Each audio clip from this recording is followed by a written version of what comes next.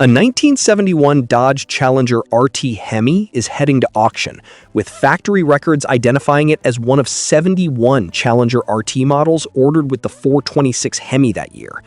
The car is also documented as one of 59 Hemi RT models equipped with the A833 manual transmission.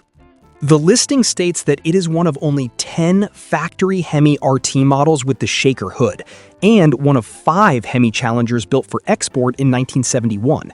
It features GF3 Amber Sherwood paint, a black interior, and a Dana 60 rear axle with 410 gears.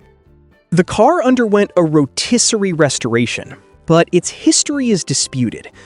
A Mopar forum discussion questions its original configuration, including the fender tag and factory equipment.